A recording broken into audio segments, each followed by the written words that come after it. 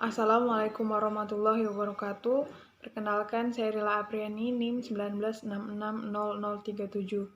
Pada kesempatan ini, saya akan mempresentasikan materi mata kuliah studi Al-Quran dan Hadis terkait materi hadis sahih dan hadis hasan. Untuk pembahasan materinya menyangkut pengertian dari hadis sahih, ciri-ciri dari hadis sahih, syarat-syarat hadis sahih, pembagian hadis sahih, dan kedudukan hadis sahih atau kehujahan. Kemudian lanjut ke hadis hasan, yaitu pengertian hadis hasan, syarat-syarat hadis hasan, pembagian hadis hasan, dan kedudukan hadis hasan. Masuk ke pembahasan pertama, yaitu pengertian dari hadis sahih. Kata sahih sendiri menurut bahasa berasal dari kata saha, yasihu, suhan, wasihatan, wasahahan. Yang menurut bahasa berarti yang sehat, yang selamat, yang benar, dan yang sah. Sedangkan menurut para ulama biasanya menyebut kata sahih ini dengan lawan kata dari kata sakim atau sakit. Maka hadis sahih menurut bahasa berarti hadis yang sah, hadis yang sehat, atau hadis yang selamat. Kemudian masuk ke ciri-ciri hadis sahih. Menurut Imam Syafi'i, Bukhari, dan Muslim, yang menjadi ciri-ciri dari hadis sahih ada 4. Yang pertama itu diriwayatkan oleh perawi hadis yang jujur, terpercaya, baik pengalaman agamanya dan sempurna ingatan dan hafalannya. Yang kedua, para perawinya yang terdekat dalam sanad harus sejaman. Kemudian yang ketiga, rangkaian sebuah perawi dalam sanad itu harus bersambung, mulai dari perawi pertama hingga perawi yang terakhir. Kemudian keempat, para perawinya harus terdiri dari orang-orang yang dikenal sikat dalam arti adil dan dobit. Kemudian masuk ke syarat-syarat dari hadis sahih. Menurut ta'rif muhaddisin, maka dapat dipahami bahwa suatu hadis dapat dikatakan sahih apabila telah memenuhi 5 syaratnya. Yang pertama yaitu sanadnya bersambung. Yang dimaksud sanad bersambung yaitu tiap-tiap periwayatannya dalam sanad hadis menerima periwayat hadis dari periwayat terdekat sebelumnya.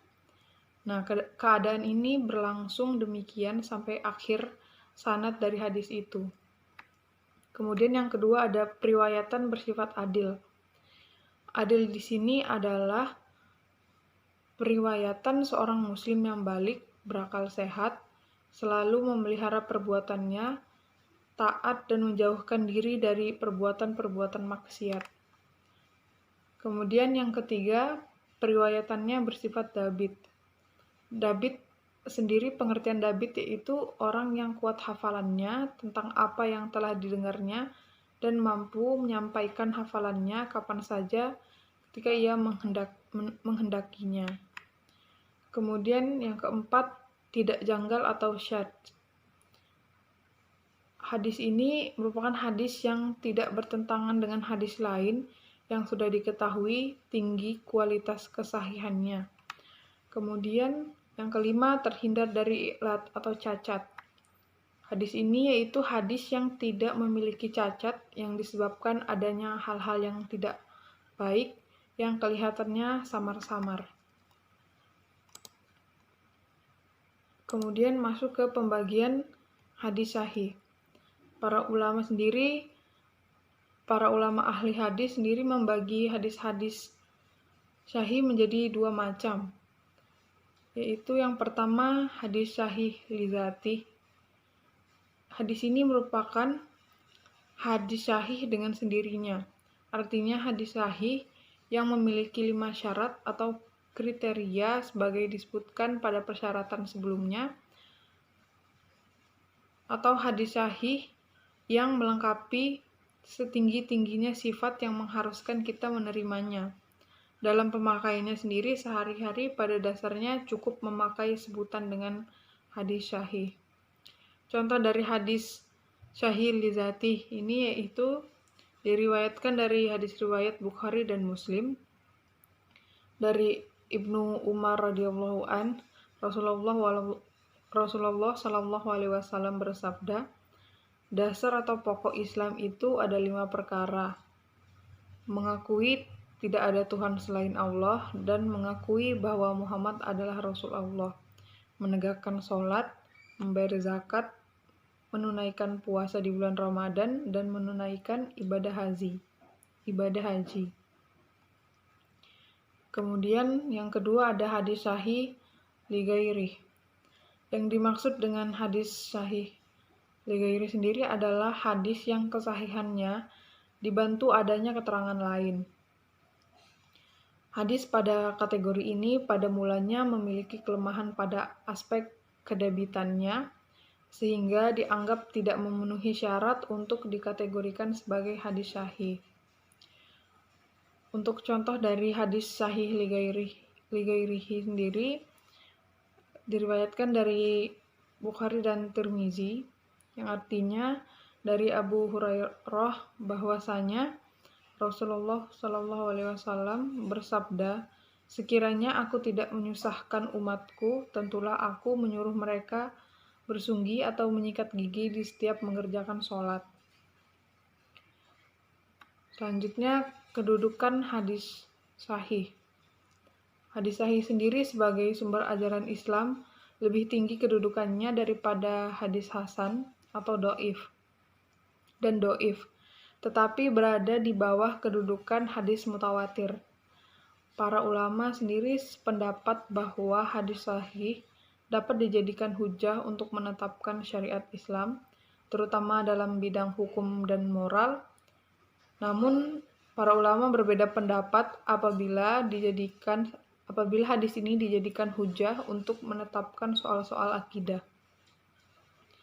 Untuk karya-karya yang memuat hadis sahih sendiri, diantaranya ada Sahih Bukhari, Sahih Muslim, Mustadrak Al-Hakim, Sahih Ibnu Hibban, dan Sahih Ibnu Hizaimah. Masuk ke pembahasan kedua, yaitu hadis hasan. Untuk pengertian hadis hasan sendiri adalah, menurut Ibnu Hajar, hadis hasan adalah hadis yang dinuklikan oleh orang yang adil, yang kurang kuat ingatannya, yang mutasil sanadnya, tidak cacat dan tidak ganjil. Menurut Imam Tirmizi, hadis hasan sebagai berikut.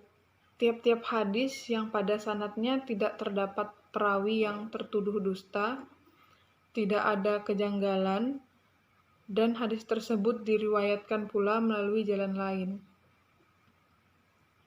Dari penjelasan pendapat di atas, maka dapat dipahami bahwa hadis hasan tidak memperlihatkan kelemahan dalam sanadnya, tetapi kurang kesempurnaan hafalannya. Di samping itu, hadis hasan hampir sama dengan hadis sahih.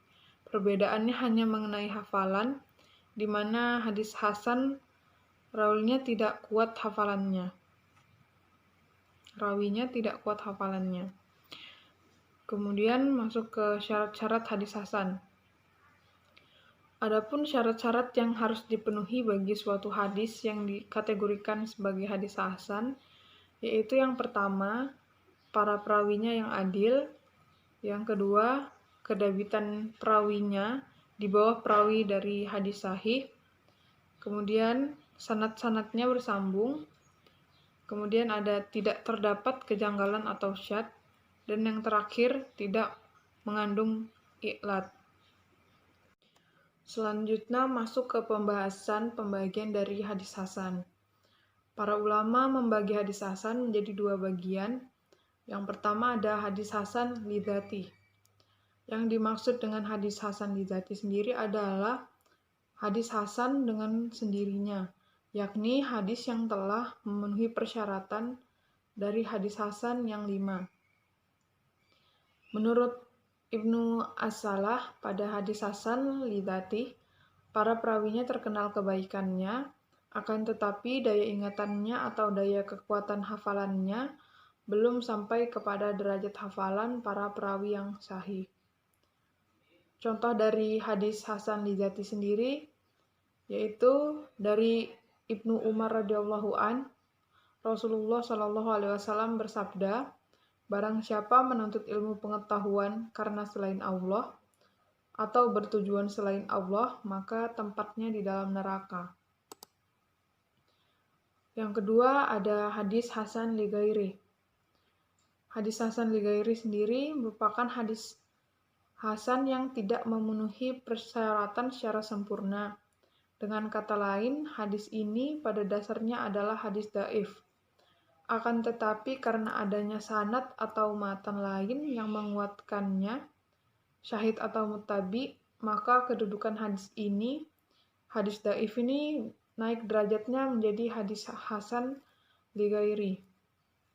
Untuk contoh dari hadis Hasan li ghairi sendiri, Rasulullah Shallallahu alaihi wasallam bersabda, hak bagi seorang muslim mandi di hari Jumat hendak mengusap salah seorang dari mereka wangi-wangian keluarganya. Jika ia tidak memperoleh air pun cukup dengan wangi-wangian. Hadis riwayat Ahmad. Kemudian masuk ke kedudukan dari hadis Hasan. Hadis Hasan baik hadis li dzati maupun hadis Hasan li ghairi juga dapat dijadikan hujjah untuk menetapkan suatu kepastian hukum yang harus diamalkan.